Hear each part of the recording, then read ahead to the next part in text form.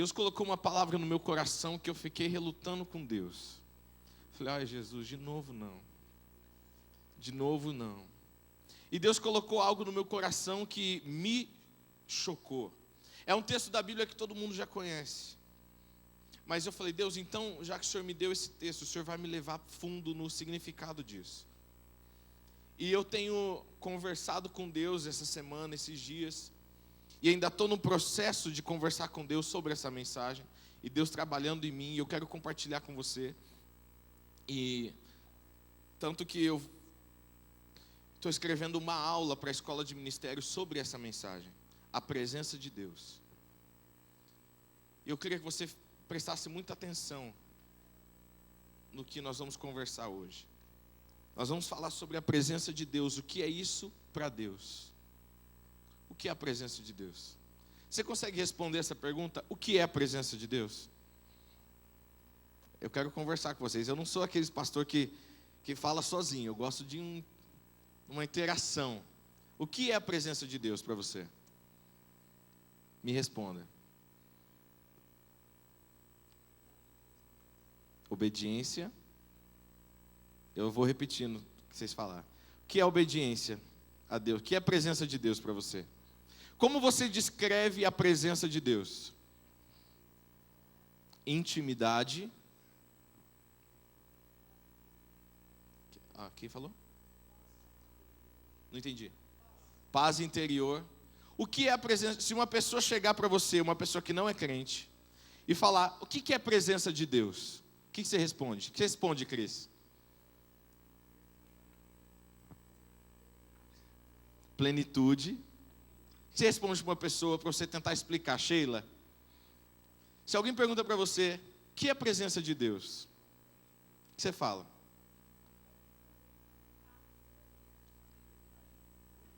Saber que tem alguém que está ali com você, sentir paz, sentir Deus. Amor. Transformação. Isso é o que a presença de Deus traz. A Bíblia fala que quando nós estamos na presença de Deus, e tudo que está envolvido naquele ambiente é Deus e sobre Deus, há uma transformação na nossa vida. Você acha que a presença de Deus tem limites? E se eu te provar que tem?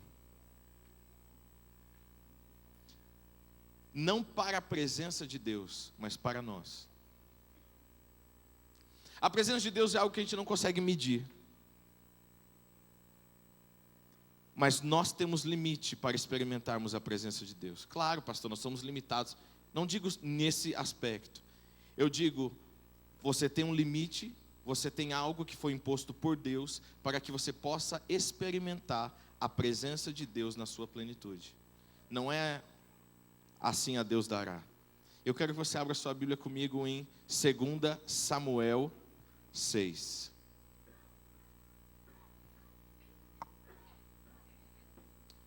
Eu sei que a maioria conhece essa história.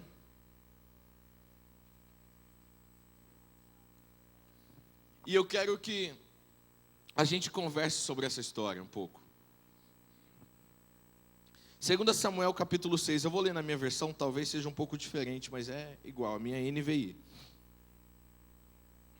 2 Samuel capítulo 6, versículo 1 diz assim: De novo Davi reuniu os melhores guerreiros de Israel, 30.000 ao todo. Ele e todos os que acampavam partiram para Baalá, em Judá, para buscar a arca de Deus, arca sobre a qual é invocado o nome do Senhor dos Exércitos, que tem o seu trono entre os querubins acima dela. Puseram a arca de Deus num carroção, como diz aí, como que falam aí? Num carro novo. Na minha tradução fala, um carroção novo. E levaram da casa de Abinadab, de onde? Aonde estava a arca? Na casa de quem? Levaram a arca de Deus da casa de Abinadab na colina. Uzá, qual que é o nome dele? E Aiô, como é o nome? Aiô. Andava na frente dela.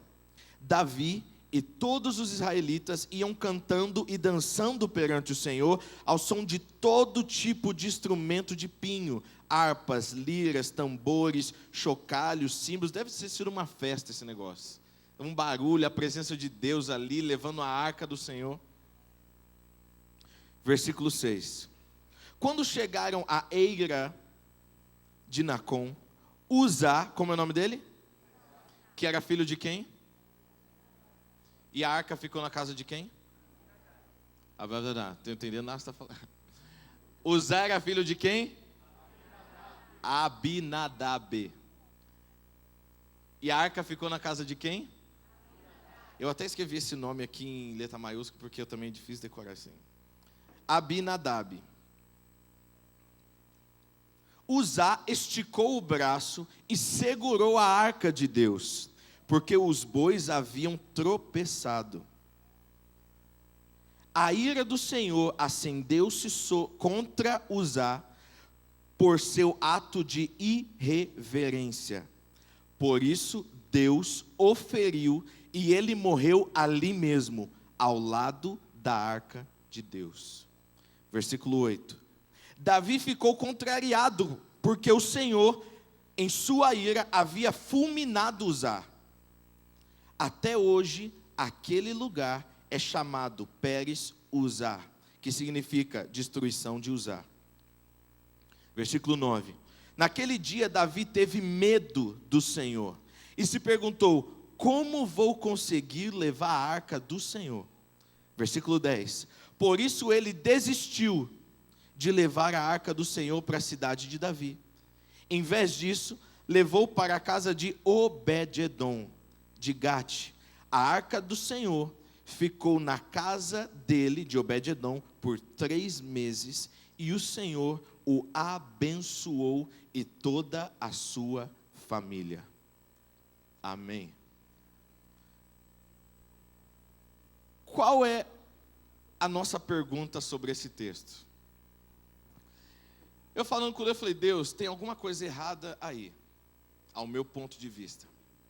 Por que quando uma pessoa se propõe na mente dela a ajudar algo que está acontecendo ali, Deus vai e mata essa pessoa? Não é uma coisa que a gente lê, vamos ser sinceros, Deus é sincero, Deus gosta de sinceridade. Não é uma coisa que a gente lê e fala: Deus, mas coitado de Uzá. Imagina aquela celebração, 30 mil pessoas. Gente, 30 mil pessoas, quanto é o estádio do Corinthians? Quantas pessoas cabem no estádio do Corinthians? Corinthians, fiel, 40. Não, vamos aumentar também, não cabe 40 no estádio do Corinthians. 45, tá bom. 40, é quase o estádio do Corinthians. É o estádio do São Paulo, então. 80 mil. Ai, estão inventando gente aí. Tá, vamos, quase um estádio lotado. Imagina aquela multidão de gente, um carro novinho, na nossa época, trazendo hoje, era como se fosse uma limusine carregando a arca. Era um carro novo, que eles tinham trazido só para carregar a arca. Esse carro não tinha carregado nada mais, a não ser a arca do Senhor. A arca estava na casa de quem? Que era pai de Aiô, presta atenção, Aiô. E quem foi na frente da arca? Aiô. E atrás do lado ali foi Uzá. Trazendo para os nossos dias aqui de hoje, eu fiquei com pena de Uzá, de verdade. Eu fiquei com mais pena do pai. Falei: nossa, o filho foi tentar ajudar e foi fulminado. Essa é a palavra que a Bíblia usa, fulminado. Fulminado. Imagina isso, gente, alguém ser fulminado. Agora, imagina uma festa, todo mundo barulho, não sei o quê, todo mundo festejando a presença do Senhor, a arca de Deus, daqui a pouco Deus fulmina alguém. Não, fica aquele clima. Você já chegou você está num lugar e uma pessoa chegou e o clima mudou? Ah, vai falar que isso acontece comigo. Chega aquela coisa, aquela situação, ou acontece uma discussão, ou acontece alguma coisa desagradável. Quer uma coisa pior? Um casal começa a discutir na frente de todo mundo. Meu Deus, é uma situação tão constrangedora, ou quando a mulher começa a falar do marido na frente de todo mundo, ele fica constrangido, todo mundo olhando assim, nossa, acho que ela está falando demais. Ou ao contrário também, não vou culpar só as mulheres. Agora, imagina numa proporção dessa, 30 mil pessoas num barulho, festejando, e fica aquele clima de, ai, fica aquele temor. Eu imagino o silêncio que deve ter sido na hora. Ninguém queria tocar na arca mais, né? Imagina, ninguém queria, se a arca cair, deixa cair. Eu que fulminar, Deus que me livre. Agora eu quero que você pense comigo um outro contexto. Já aconteceu com você, eu creio que já acontece comigo. Você fica tão familiarizado com algo que você acaba aumentando os seus limites. Por exemplo, você faz amizade com alguém, conhece uma pessoa, você é todo respeitoso. Por exemplo, Cristiano, não conheço o Cristiano, ele vai fazer uma visita na minha casa. O melhor para o Cristiano, não, fica à vontade. Você quer um copo d'água? Não, você quer não sei o quê? E tal. E não entram em assunto nada da sua vida particular e tal. E tenham aquele respeito, você acabou de conhecer a pessoa. Agora, quando o Cristiano vai lá todo dia na minha casa e almoça lá, aí lascou tudo. Aí acaba tudo, eixa, é terrível. Aí o que acontece? E aí, Cristiano, senta aí, seu preto velho, aí começa a zoar tudo. Aí já começa, né? E os limites que uma vez nós tínhamos, ele se acabam, certo? Claro que ainda tem um limite. Mas aquele limite do começo da nossa amizade, o que acontece? Cristiano, estou com sede. Vai lá, pega uma água. Está em casa.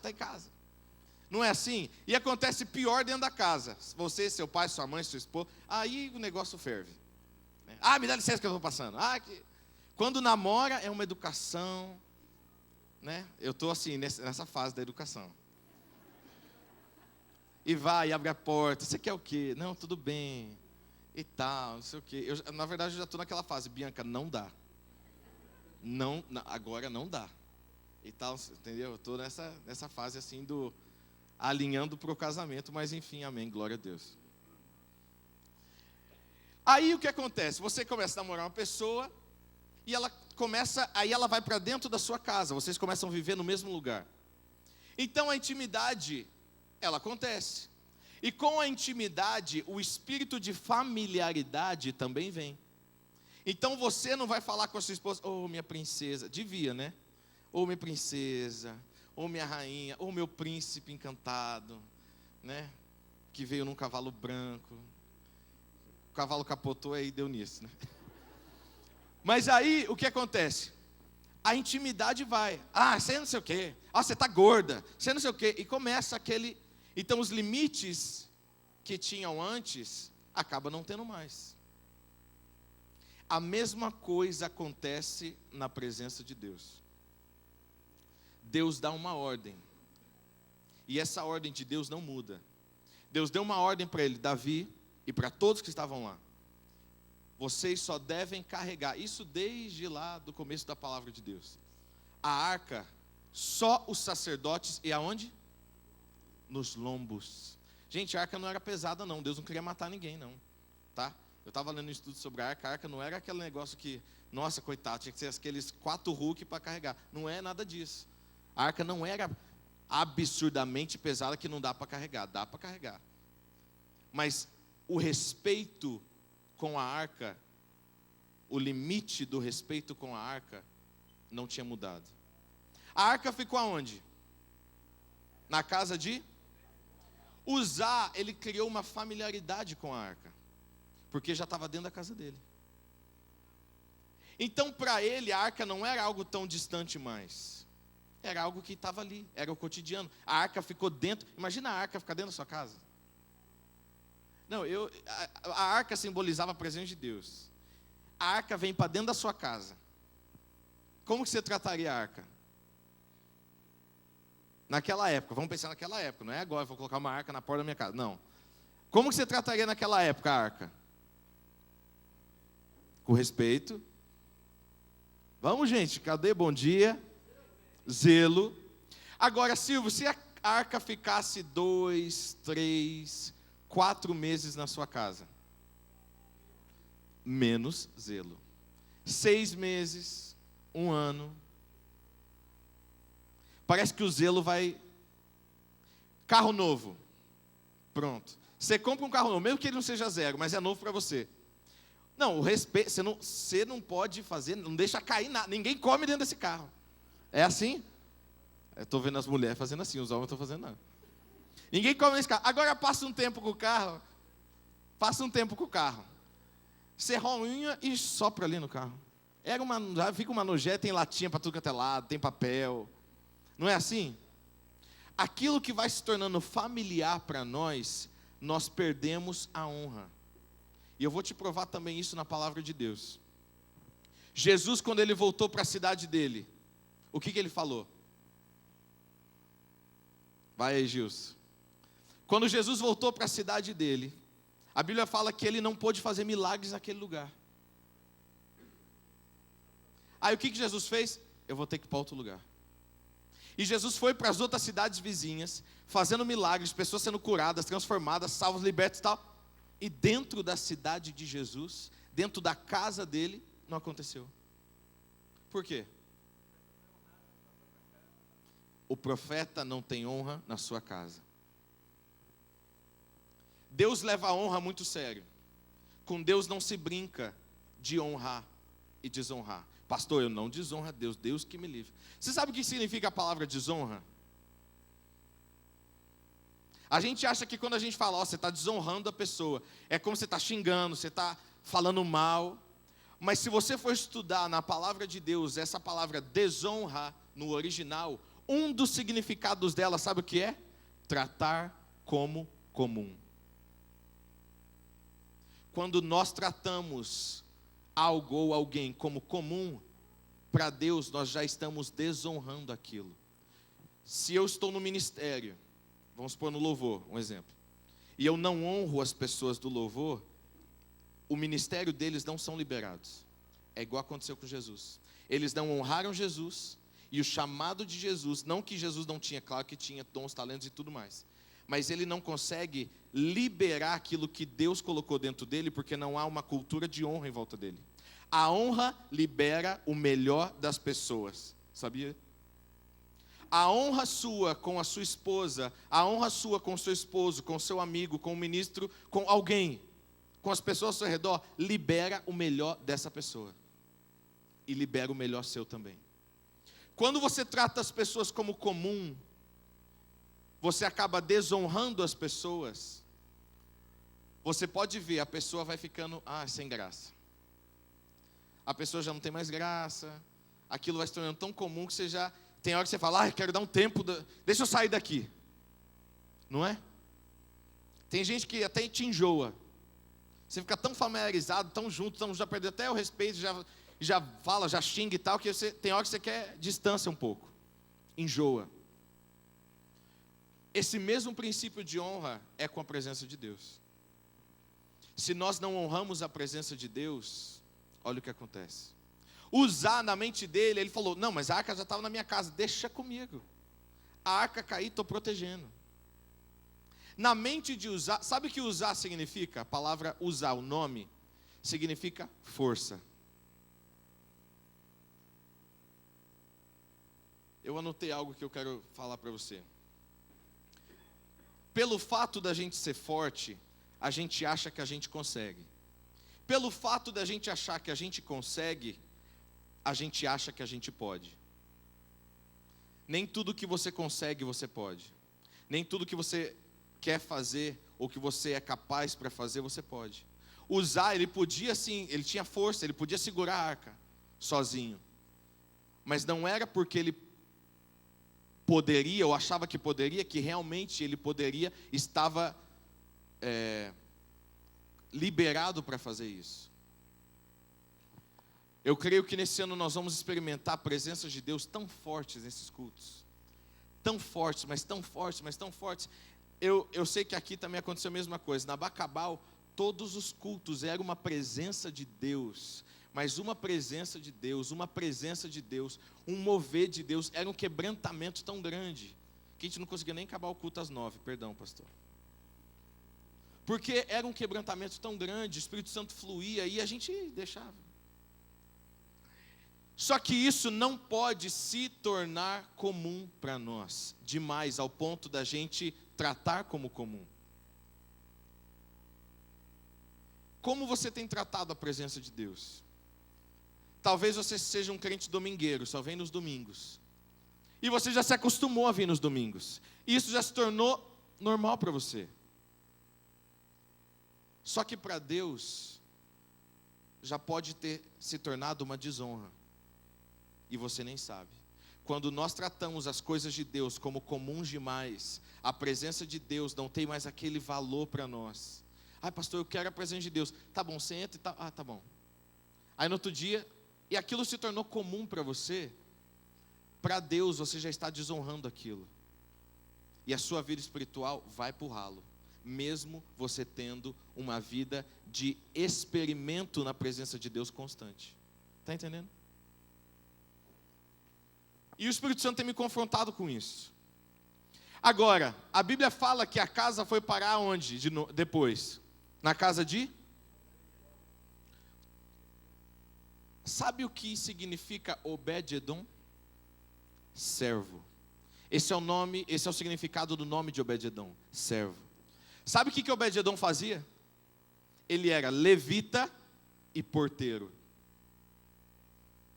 Enquanto ele não estava, havia 24 horas de oração ali no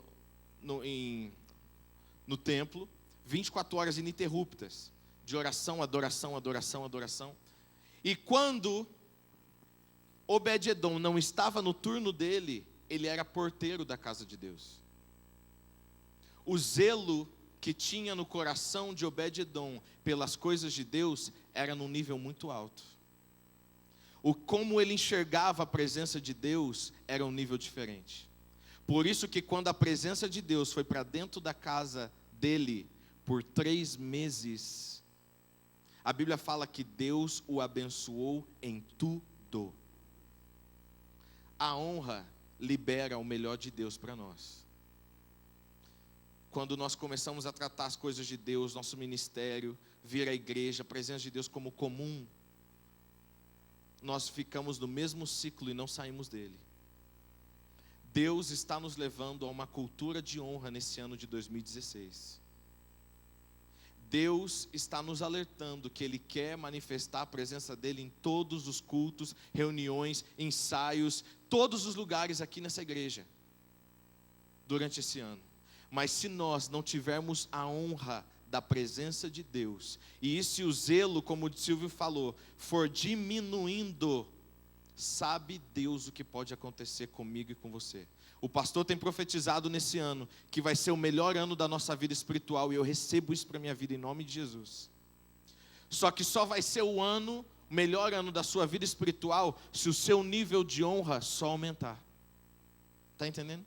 Se o seu nível de honra abaixar, a sua vida espiritual vai abaixar junto. E não adianta você vir pedir oração, jejum, clamor, portas abertas, portas fechadas, não adianta. Eu posso fritar você no óleo de unção, não vai funcionar. Se o seu nível de honra com a presença de Deus não aumentar, a sua vida espiritual também não vai aumentar. Não vai melhorar. Eu quero que a gente tire um momento na presença de Deus agora. Você conhece o seu coração pouco. Deus conhece o seu coração muito. E eu quero que você deixe Deus fazer um check-up para você aí. Que nível de honra está você com a presença de Deus? Por que na Bíblia tinha que citar essa história? Por que tinha que dar tanta ênfase na fulminação de alguém? Sei lá se essa palavra está certa, Sheila? Na fulminação de alguém. A Bíblia fala que o temor das pessoas aumentaram após Deus ter fulminado Uzá.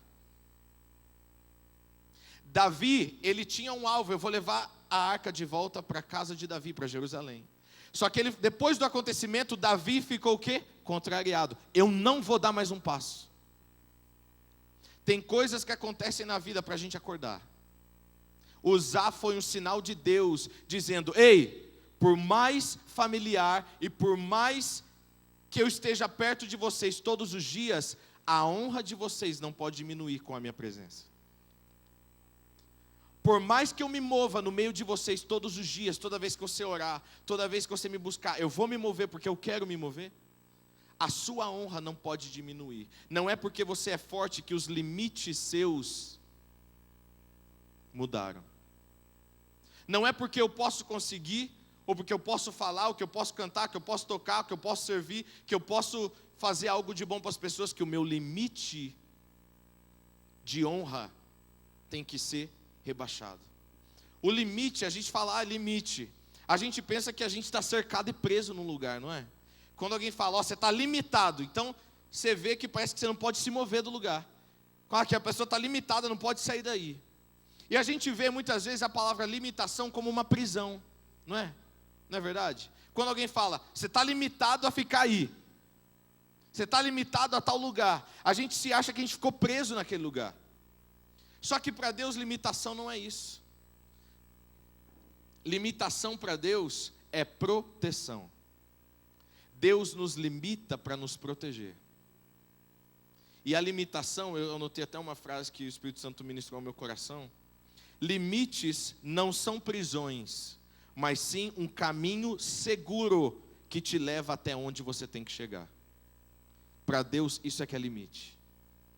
Não é uma prisão. Deus não quer te prender. Deus, se o pastor seu, se o líder seu quer ver o seu chamado fluir e acontecer, quanto mais Deus. É incomparável. Deus é aquele que quer te ver fluir e acontecer, porque Ele que colocou o sonho dele dentro de você, e Ele que quer ver isso realizar. Só que Deus colocou limites para nós.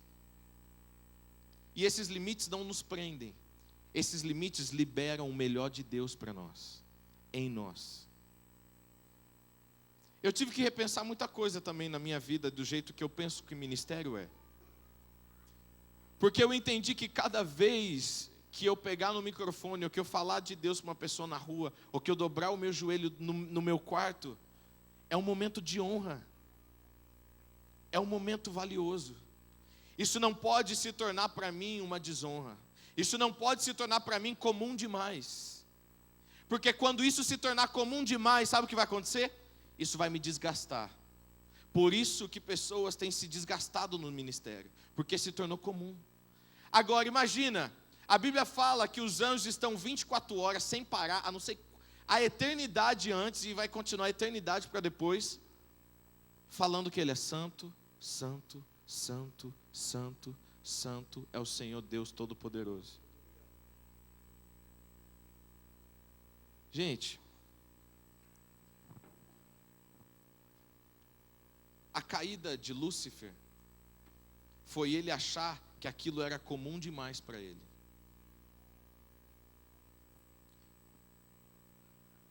Eu vou jogar um parênteses aqui e eu vou explicar isso na escola de ministério.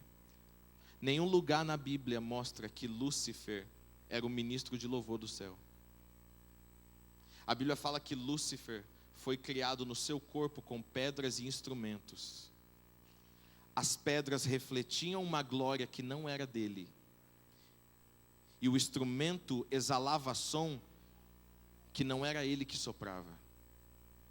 Só que o engano de Lúcifer foi pensar que aquilo saía dele, que aquilo já estava dentro dele. Para mim isso é normal isso. Para mim, a unção é normal. Para mim a presença de Deus é normal. Para mim fluir é normal. Só que ele esqueceu que não era ele, não era dele, mas era do Senhor. A gente esquece que as coisas não são nossas, são do Senhor. E se é do Senhor, há um limite de honra que precisa ser respeitado.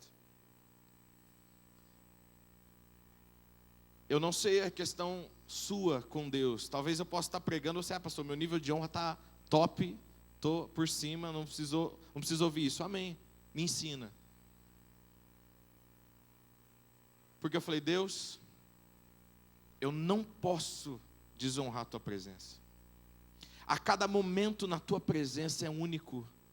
Se não fosse único, os anjos não iam conseguir ficar santo, santo, santo. Se cada momento não fosse único, e se o nível de honra deles não aumentasse, eles não iam aguentar ficar ali. Ia ser, eu aprendi uma palavra nova esses dias, ler. Não, ler, é uma doença isso, né? Ler, que é o quê? Lesão, esforço repetitivo. Eu não sabia disso, eu aprendi essa semana. Os anjos iam sofrer de ler, todo mundo. Ia ser um ler no céu terrível. Se algo novo não acontecesse a cada segundo na presença de Deus. Só que nós não conseguimos experimentar esse algo novo que acontece a cada segundo na presença de Deus quando o nosso nível de honra está baixo. A gente não consegue. Tudo vira normal. Ah, essa música de novo? Tá. Essa pregação de novo? Tá. Esse culto de novo? Tá. Enquanto o meu nível de honra com Deus não subir, a minha vida espiritual também não vai subir. Quanto mais você honra a Deus, mais Deus libera dos sonhos dele sobre a sua vida. Tem coisas, os pastores sabem, os obreiros sabem, que as pessoas vêm pedir oração para a gente. Aí você começa a ver a história, a pessoa mesmo cancela aquilo que ela precisa receber. 99,9%, eu estava conversando até com o Silvio sobre isso, 99,9999% dos casos que vai ter um aconselhamento pastoral, a pessoa já sabe o que ela quer, ela já decidiu, ela chega no pastor, ela só quer ouvir aquilo que ela quer, pronto, viu? Pronto, Deus usou o pastor, confirmação, vou fazer o que eu estou pensando. Sabe, quando o nosso nível de honra aumenta, mais dependente de Deus a gente é. Quando o nosso nível de honra aumenta, mais a gente olha para si mesmo e fala: gente, calma aí, o que eu estou fazendo? Esse pensamento nunca foi certo, essa atitude nunca foi correta. Quanto mais o nosso nível de honra com a presença de Deus aumenta, mais transformados nós somos. Eu preciso ser transformado. Eu preciso ser mudado. Estou falando Mateus. Eu preciso de uma transformação de Deus em todas as áreas da minha vida. Só que essa transformação nunca vai acontecer se o meu nível de honra na presença de Deus não subir.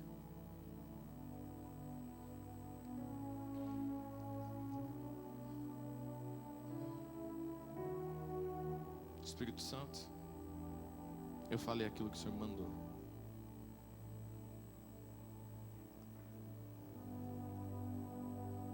Eu amo Davi. E se você estudar a história de Davi, talvez ele foi uma das pessoas que mais erraram. Sabia? Se você estudar a história de Davi, ele acertou muito, claro. Mas os erros dele foi assim, gritante. Ele errou muito. Teve muito erro dentro da casa de Davi, muita falha. Mas só que mesmo assim a Bíblia fala que Davi tinha um coração segundo o coração de Deus. Sabe por quê? Tudo que Davi fazia era para Deus. Davi nunca deu uma oferta a Deus que não custou algo para ele. Davi nunca diminuiu a honra que ele tinha de Deus, a não ser essa falha aqui que gerou uma morte. Mas ele entendeu: ei, foi erro meu. Se você for lendo a história, Davi reúne as pessoas e fala: ei, a culpa não foi de Deus, a culpa foi nossa, a culpa foi minha, porque eu não ouvi aquilo que Deus tinha me falado lá atrás. Eu achei que porque a gente tem um lugar lindo, comprou um carro novo para colocar a presença de Deus, tudo maravilhoso, uma limusine top, motorista, tudo mais, 30 mil pessoas, os melhores instrumentos, os melhores danças, melhor louvor, tudo acontecendo. Eu achei que isso era acima daquilo que Deus tinha falado para mim. Deus nunca vai negociar um princípio, nunca. Carregar a presença de Deus não era apenas uma tarefa, era um princípio. Está entendendo? Carregar a presença de Deus nos ombros era um princípio estabelecido por Deus, não era apenas uma regra. Eu não sei aonde você tem carregado a presença de Deus. Talvez, sabe aonde? No bolso. Talvez a gente tenha pego a arca colocado no porta-luva. Talvez a gente tenha pego a presença de Deus e colocado num livro, fechou, acabou. Aí quando eu quero aquele momento eu vou lá e abro de novo. Ou talvez a gente colocou numa caixa linda, linda, linda, linda. Mas ela não foi feita para colocar numa caixa. Por mais linda que essa caixa seja, a presença de Deus foi para estar sobre mim, sobre os meus ombros. Eu queria que você fechasse seus olhos. Eu quero que você faça uma oração com Deus.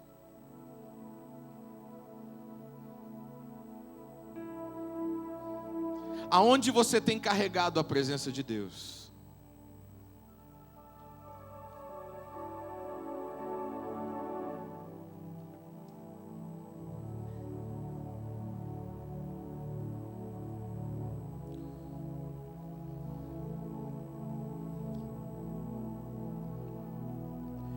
Eu olho, fiz uma examinação na minha vida e eu falei: Deus,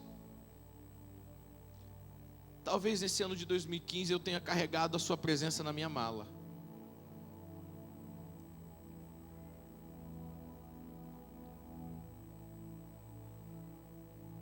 Eu não sei aonde você tem carregado a presença de Deus.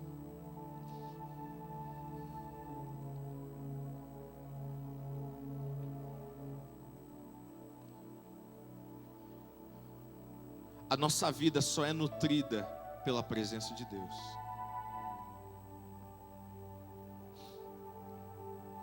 Como um bebê é nutrido com papinha e depois vai crescendo até comer comidas mais pesadas, assim é a presença de Deus. Nós começamos na papinha, e o nosso nível de honra vai aumentando, vai aumentando, vai aumentando, e a nossa experiência na presença de Deus também vai aumentando. Se você não tem vivido nada novo na presença de Deus, eu tenho que te falar uma coisa: você parou na papinha. Você parou no crescimento de honra. Jesus, que foi perfeito em tudo, não podia curar pessoas, não podia fazer nada pelas pessoas, mesmo ele estando presente fisicamente. Jesus, ele está presente na minha casa, presente na sua casa. Mas talvez Jesus já se tornou tão familiar. Jesus já se tornou familiar no sentido assim: é comum, é normal Jesus aqui. Que ele ficou de mãos atadas, ele não consegue fazer o que ele quer fazer. Assim como ele ficou de mãos atadas na cidade onde ele morava. Porque Jesus se tornou tão comum que aquilo que ele queria fazer, ele não pôde fazer. Qual é o seu nível de honra hoje? Qual o nível de honra você tem com a presença de Deus? Esse é um ano que Deus está nos preparando para viver aquilo que Deus quer que a gente viva esse ano.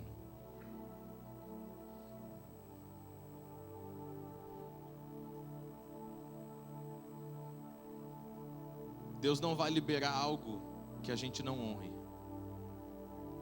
Quanto mais nós honrarmos a presença de Deus, mais Deus tem para liberar sobre nós. Talvez você aqui pense: o culto começa às 7 horas. Aí eu chego às 7h30 e eu pego a palavra. A Bíblia fala que Deus habita. Habita não é visita, habita é permanência no meio dos louvores. E às vezes a gente não valoriza o momento do louvor. A gente não valoriza onde Deus habita. Você tem noção que é isso? A culto começa 10 horas, 10h15, 10h20 eu chego lá. 10 horas eu saio de casa. Será que nós estamos honrando a Deus? Será que nós estamos honrando a presença de Deus? Será que nós estamos honrando as coisas de Deus? Qual é o seu nível de honra hoje? Qual é? Nós vamos partilhar da ceia daqui a pouco. Qual é o seu nível de honra com o sacrifício de Jesus na cruz por você? Eu lembro uma vez por mês da Santa Ceia. Que nível de honra é esse? Deus está querendo que você eleve o seu nível de honra, para você viver tudo aquilo que Deus já tem preparado para você. O nível nosso de honra determina o quanto de Deus nós vamos viver. O quanto dos sonhos e dos projetos que Deus tem para nós vamos realizar. É determinado pelo nosso nível de honra.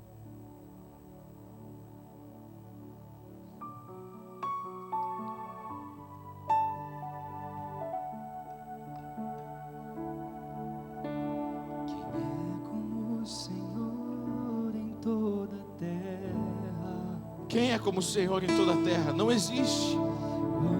Incomparável teu amor, nada nesse mundo satisfaz.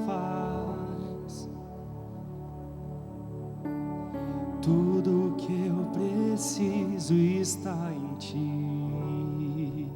Tua presença, tua presença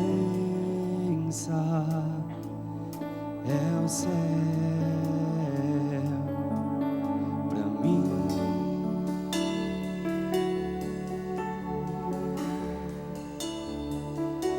Tua presença é o céu para mim.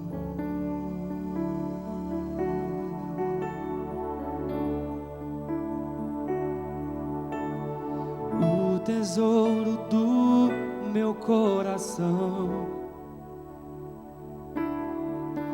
posso ver tua graça quando fraco estou. Do meu passado já me resgatou, e o meu futuro a ti pertence, meu Senhor. Tua presença é o céu para mim.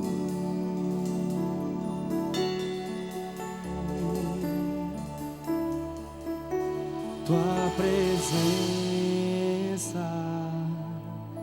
é o céu para mim.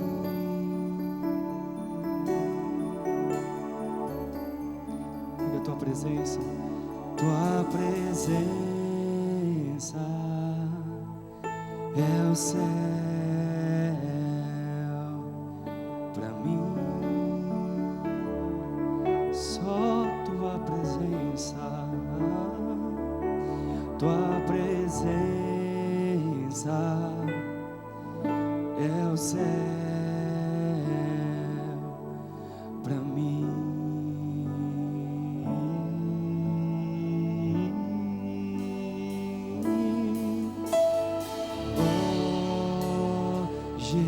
Jesus, oh Jesus, tua presença é o céu pra mim. Oh Jesus, oh Jesus, tua presença é o céu pra mim. Jesus pegou o pão e partiu e falou: ei, este é o meu corpo, que for partido por vocês. Lembra de mim. Lembra de mim.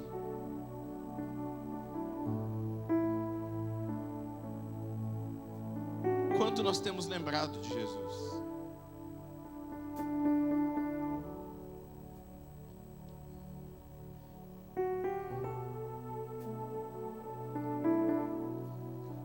você tem lembrado de Jesus?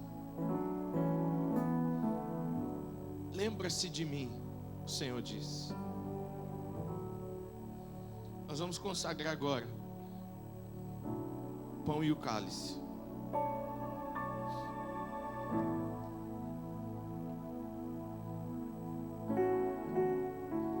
Que essa ceia seja um divisor de água na sua vida. Que você decida hoje falar: Deus, o meu nível de honra vai aumentar. O meu nível de honra com a tua presença vai aumentar. Sabe, eu quero ver o nível de honra dessa igreja tão alto, que antes mesmo de começar a primeira canção, pessoas já estejam aqui quebrantadas no altar, ajoelhadas no altar no momento do louvor. Sabe, nós precisamos nos expressar ao nível de honra que temos. Qual o nível de honra que você quer? É o nível de honra que você precisa se expressar.